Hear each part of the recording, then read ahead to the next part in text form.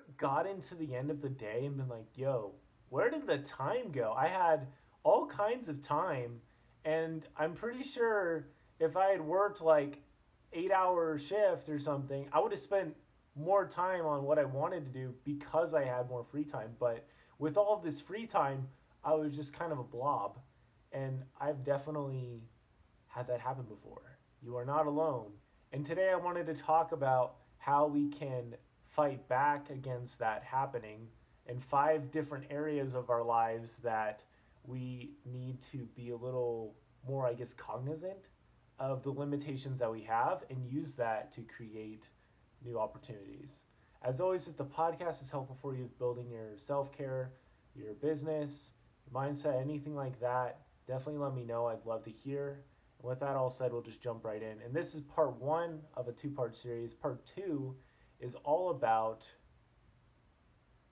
actually taking action and using those limitations, making the most of it. I'm really excited, but I felt like we need to like kind of get the vision, get the perspective here in tow, get that in our minds, and then be ready for the action steps next point. I think you can still take some action from this one, but you be the judge of that. With that all said, thank you so much, and let's jump right in. The first thing I want to talk about is materials. It's really amazing to me how somebody can have so little given to them and they can make so much out of it. Good example is MacGyver. If MacGyver, if you haven't heard, he is like this TV show about this guy, and I'm gonna do the series a little bit less than full justice because I haven't seen hardly any of the episodes, but I remember watching my cousins watch it a little bit, and this guy would like save the day and he'd fly in, and he'd somehow be able to create a map or create a pulley system or create a rope out of crazy stuff, out of batteries or whatever. And so he saw these things as like tools that he could use to help him out. These weren't things that were holding him back. This is what was going to give him his freedom. He saw those things that way, and I think it's really powerful to be able to view something that way. Another good example of limited material use is Dr. Seuss with Green Eggs and Ham. Somebody challenged him to write a book with only 100 words, and he did it. You use the same words over and over again, but still, he did it, and it told a story, and it's a beloved classic. End of story. He did it. It just shows that Dr. Seuss was willing to make the most of his experience. And another one, too, Viktor Frankl, he had all of his freedoms taken away from him, but he's still imagining in his mind. Just insane to think about this. He's imagining himself in a college classroom talking about these experiences with these students as he's going through it. That is what he is focused on. It's amazing to me. But there are people that have a ton of stuff, ton of whatever, and they don't get anything done. And I think a part of it has to do with being willing to limit themselves a little bit so they can unlimit themselves. So that's materials. Two is time. Believe it or not, my friend, we are all going to die. And that is a really sobering concept. There's this quote that I had on my phone coming up for the last, I don't know, probably a month. And I had it coming up until I decided it was just a little too annoying. But it was memento memoriam, remember you will die. And it's a very humbling concept. We have very little time to work with. We don't really know how much time we have to work with. And that's why we need to make the most of our lives. We need to learn from them. We need to make an impact. One of my favorite quotes about living an exceptional life is to not die with your music still in you. I think that's so amazing because God, created the earth and everything, at least that's what I believe, with all the rivers not ready. He created these things unfinished is kind of what I want to share. And so we get to do a lot of the creating ourselves, and that's really powerful.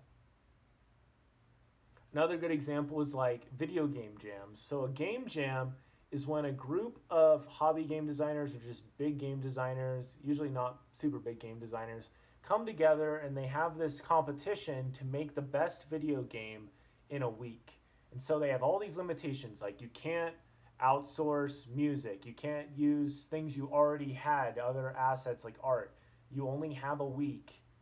You have to use the specific theme. It's so focused that people are actually able to create amazing things from these game jams. And it's amazing.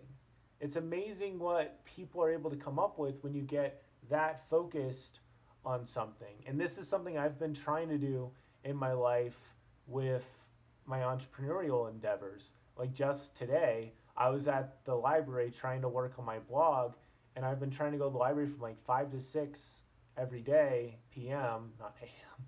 And like it's crazy because that's what I do. I literally bring my laptop, headphones, that's it. I don't bring my phone. There's nothing else, and so it's much less likely that I'll waste the time. And when you give yourself very little time to work with, I'm really amazed. Like, if you give yourself very little time to work with, it's amazing what you can get done. I've had that thought so many times. I'll get a project or a paper done. I'll get off of 2 hours at Pizza Hut, and I'll try to get a homework assignment done, and somehow I'm able to get it done and actually do a decent job in like 2 hours of just straight up work. I'm like, what if I'd actually, made a bunch of time to work on this? What if I had actually done that? And so, really, giving yourself just a very small period of time to make something happen is pretty powerful. Like, if you wanted to be like, hey, I'm going to start my podcast in a week and I'm going to try to get everything set up in a week. Very doable. I set up my podcast in a day more or less to actually get it running. Obviously, there's things you have to get going after the fact, but the general skeleton was started pretty quickly. But just being aware of time, I think is so valuable. And I think one other thing just to help with being aware of time is just doing things that you enjoy and that help you feel alive. When I'm on social media, generally I don't feel very alive from it. That's why I'm trying to take a really long break from social media and just focus on some of my entrepreneurial endeavors and such.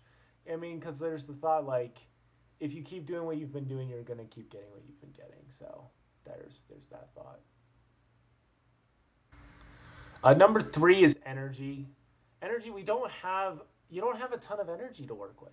Like in a given day, generally you have like 5 6 hours of like really good energy, and then you need to like take a break or something, and that's obviously not all in one go. That's spread out, and so it makes you think, should I invest this energy into bickering about this person about, I don't know, fire hydrants? No, it's probably not worth your time. It's not worth the energy. You have kids or you have friends that could very much use your energy and your life experience and stuff, and it doesn't really help to worry about that. But when you have little to work with, you get creative. I've been in the hospital a couple times. One time when I had an appendicitis and I could barely move around and I had to have a machine hooked up to me. And so I was very creative with how I walked around, how I lived my day. I would just, I'd like reach as much as I could. I would try to not get out of the bed because I was limited. I couldn't walk very well. So when you have those limitations and you're really weak, there's really not much you can do, and you have to plan ahead. Like, what can I do to make this still like useful? What can I do to make this still good? What can I do to help somebody else out?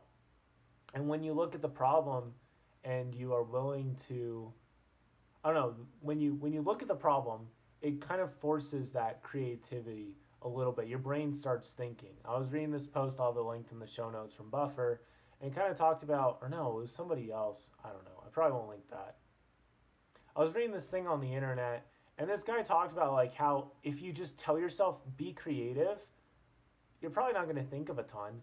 But if you think of like making a ladder that doesn't slip, you probably thought of something, some way to like make it not slip in the ice. Though that's being creative. You're coming up with ways to solve problems.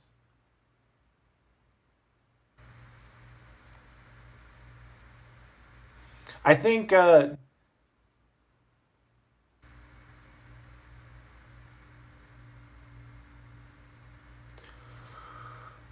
With the fourth one, that's money.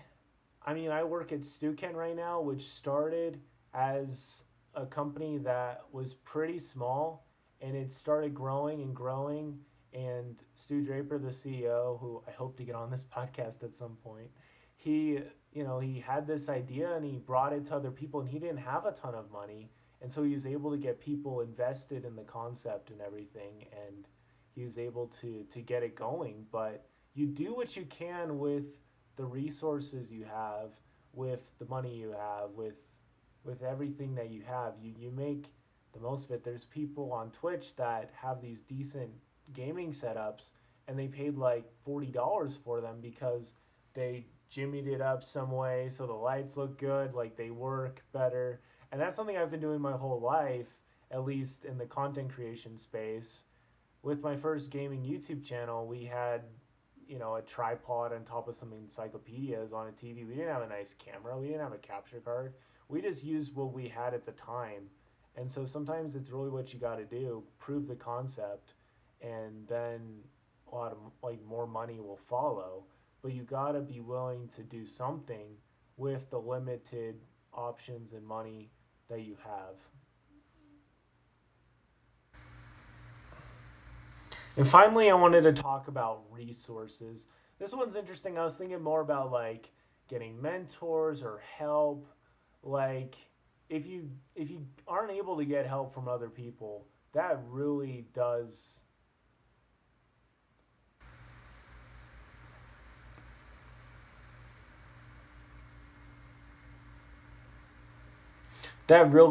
make you think inside yourself. It kind of comes back to this concept of digital deluge that I think Jim Quick talks about in his book Limitless. He basically says that we've gotten to this point where our brains will kind of fast track and get on Google whenever we have a question, and so we don't get to do our own critical thinking process. But a lot of the video games and things I've had in my life, they've caused me to have to think of the answer myself. I have to think it through. There's some decisions I've had to make in college, like, oh, I have this at this time and I have this at this time. How do I make this work? I need to cancel something, or I need to move something, or I need to wake up earlier, or I need to eat food while I am running the class, things like that. When it's just you and yourself, I think it's a really sobering thing. It's just you and yourself and what you can create at that time. But I think it really is powerful when you're able to create when you're able to trust your own genius a little bit, no matter how much an embryo it is, that you're learning and that you're taking other people, that you're also just trying your own thing. I mean, okay, here we go. So, like with my own knowledge of track and my own knowledge of business, my own knowledge of podcasting, it is limited. It's not infinite. And so, what I do have, I try to be creative with it. I try to use it with these episodes. I try to make them interesting. I try to bring in stories. I try to bring in all this other stuff because I don't have a ton of like client experience or anything like that where I can just share this super applicable information all the time. A lot of the time, that's where the interviews come in, but I'm learning along the way, and I'm trying to be creative with my limitations as much as I possibly can. I've been pretty consistent about writing my journal, et cetera, et cetera. And I think if you'll look at your life, you'll see you're being very creative with your life as well. If you're willing to use what you currently do not have but want to have, if you're willing to use what you currently have, you will be able to get more. You'll be able to learn. And that's something I've really learned about just life, is that if you make the most of the knowledge you have, more will be given. You'll be able to get a better perspective. There's some things that you can't understand yet.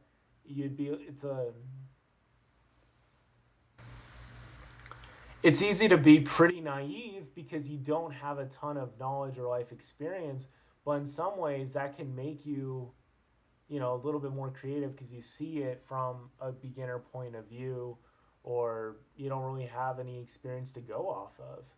And I think as you share what you're learning, as you continue to make the most of the limitations you do have and respect those, it really does help you to have a more creative life. And that's definitely something I've seen.